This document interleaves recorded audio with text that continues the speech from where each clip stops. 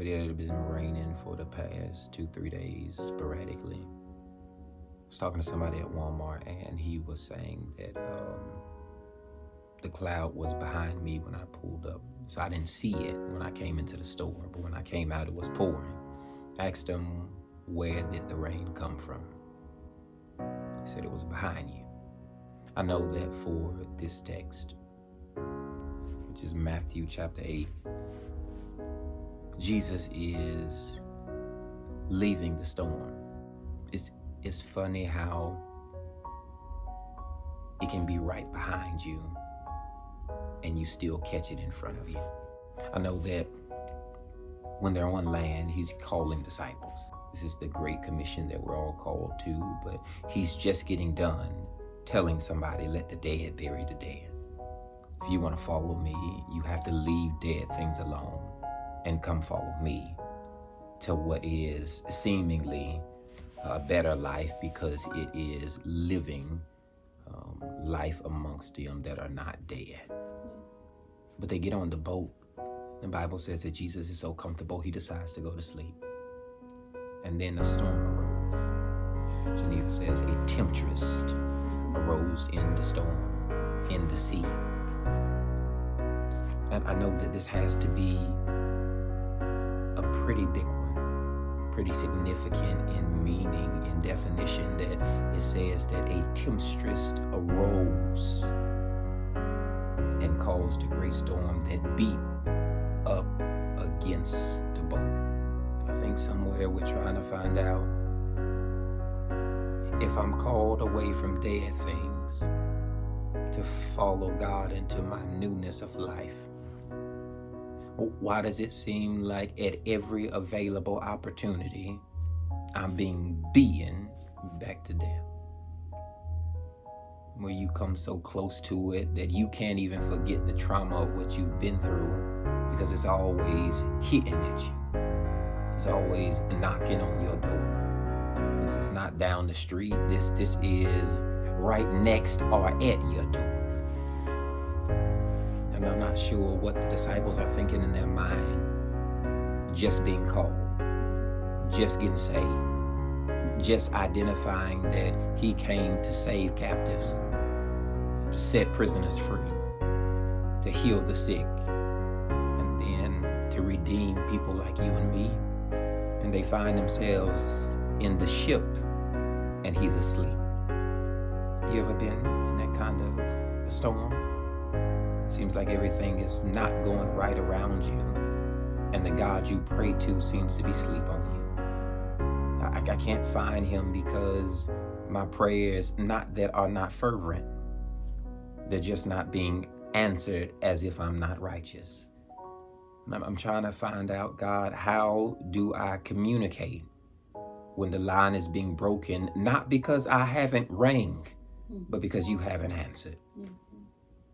The beeper goes off, the text has been received, God leaves you on red. I think many people find themselves like Peter, like John, like James.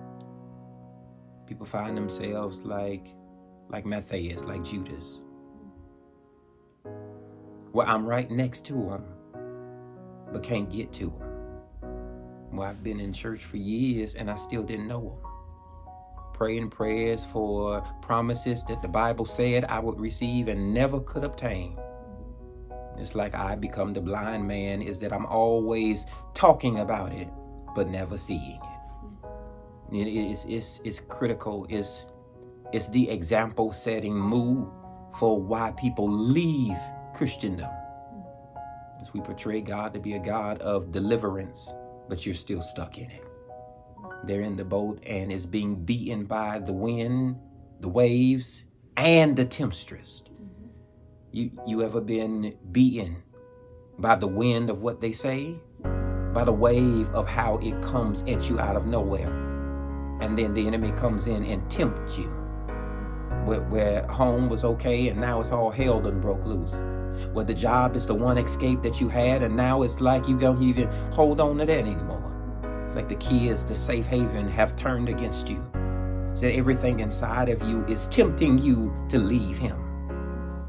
Job identifies with this on today. He says, naked I've come, But the bad thing about it is that he's returned back to that, but it's not dead in it yet. And they said, Master, do you care? If you comfortable. I'm not talking about you. We. God, I need you not be selectively selfish, but to be omnipresent and save all of us. Well, I'm not just praying for me. I'm praying that the entire family gets set free. I'm praying that everybody in my community has better than what God would bless on me. I'm talking about everybody who look like me, can relate to me, who favors me, who helped me, who I met along the way trying to get to him, is being able to be delivered from everything that is poverty, that is the poor them, that is the downtrodden them, the step on them, the undelivered, the hinder them. And I'm trying to wake them up. And I think that's where we are tonight.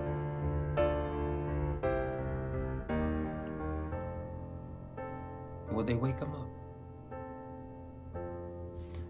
And I know we don't really focus here, but I feel like for somebody that's good, because he was comfortable in the stern of the ship. That's the front bottom. But the waves are hitting the side of the ship. That's the middle back. And I know it's been every position that's been awkward for you, trying to pinpoint the pain of where the enemy hurt you, where friends have betrayed you, where your family don't even fool with you. You're trying to pinpoint exactly why it is and what you do. And God is at the forefront of you, but he's not answering this thing for you. It's hard for you to conceive it, because sometimes I just really can't even believe it. I don't even know how I've come here to be in this storm in the first place. You're following people that you love that lie.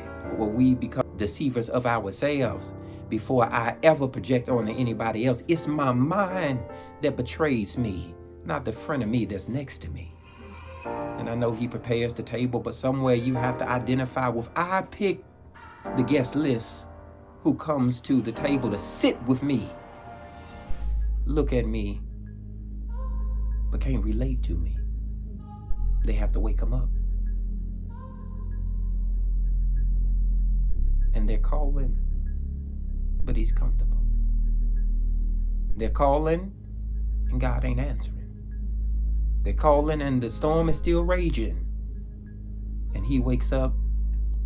And I know we say it's bad connotation on the text that he is scolding them.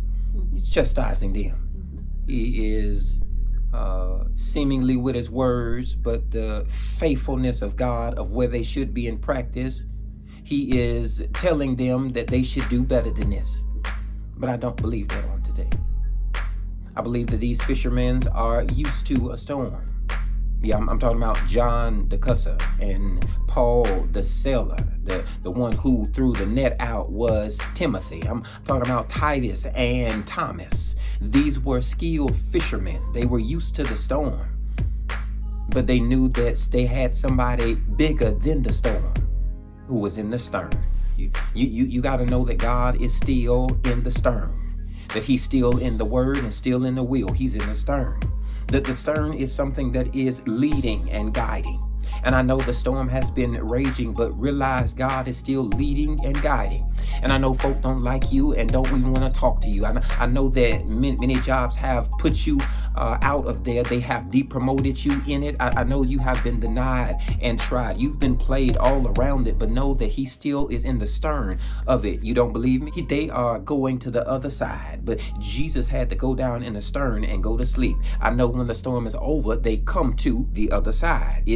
It's not in a depiction if we argue if they make it or not. Yes, they went through a storm, but they made it out. I know that you've been in some stuff, but you gonna make it out of this. You don't believe me? Believe in the thing that God did yesterday. Believe in the thing that God did 2 weeks ago. Believe in the thing what God did 3 months ago, where you have to connect back to the David inside of you, that when I think of Jesus, everything inside of me is able to testify he is in the stern, leading and directing me. It says they call out to him, and he gets up and says, where is your faith?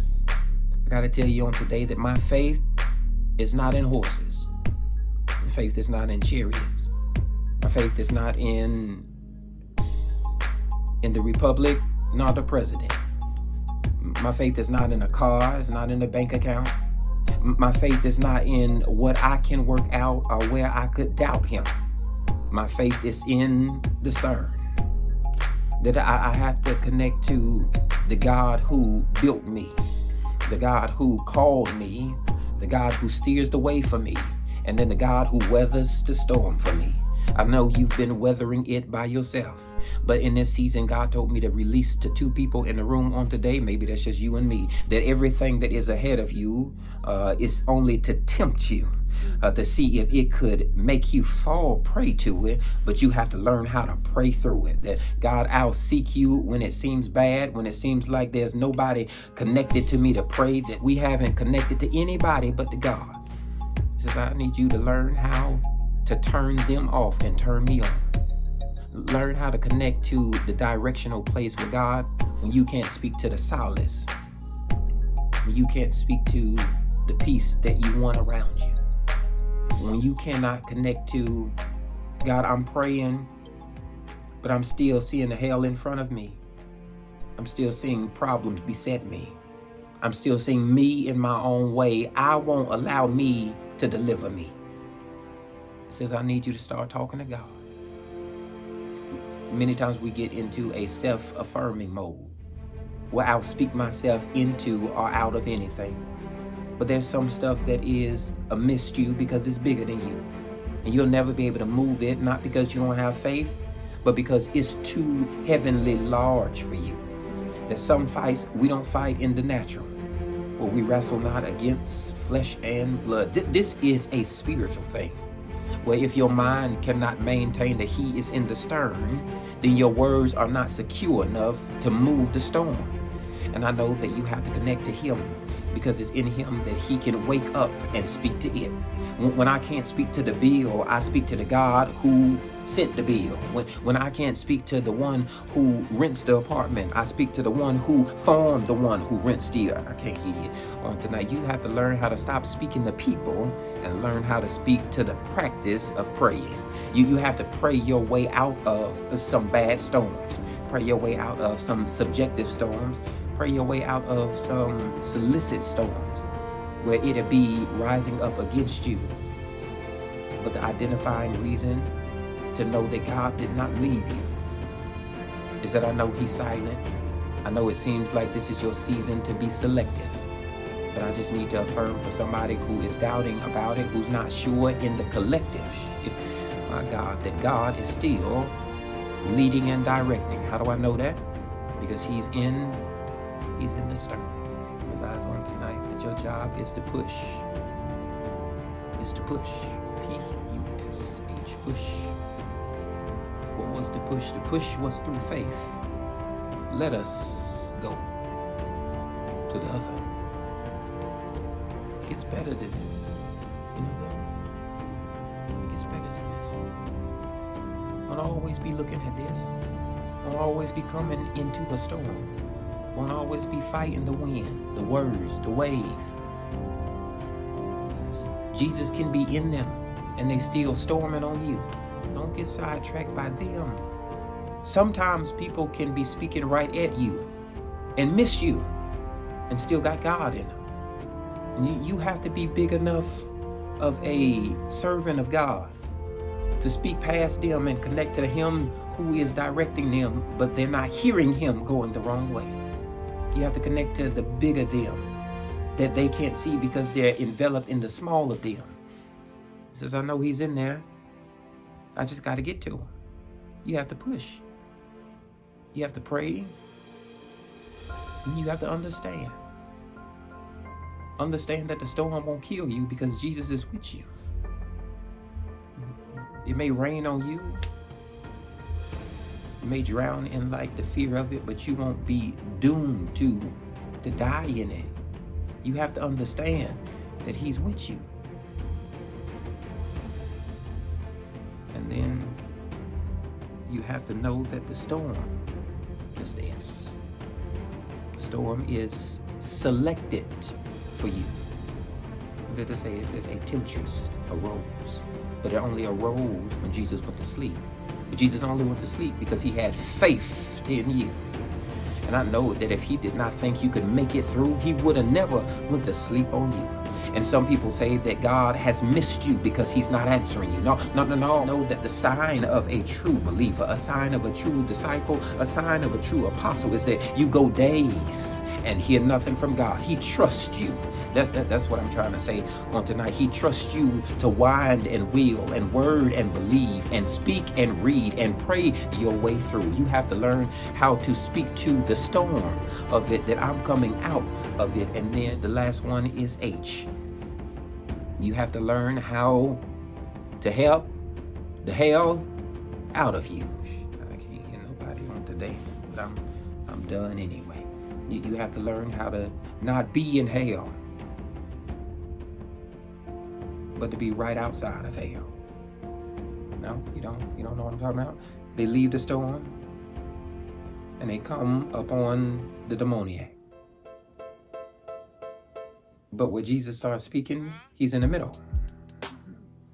Either I'm coming out of warfare, or I'm entering in to deliver somebody out of war. I'm not never in a fighting stance. I'm always in a victorious, about to win the battles. You have to stop being defeated by the hell that opposes you. The hell that's been behind you, the story that you wouldn't come through, that you couldn't believe everything that God spoke over you. Where you believe their word of doubt towards you, that you would die, that you couldn't heal, that you couldn't have it, that you couldn't hold it. You have to say, some people, I know you can't see it. And I know it's not anything against you, that's just the hell in you. Right? But I leave those battles behind me, looking for everything that's in front of me. You have to push your way through. Prayerfully understand that the storm, the hell, is over. And it says that they came to the other side. So I want to tell somebody, welcome.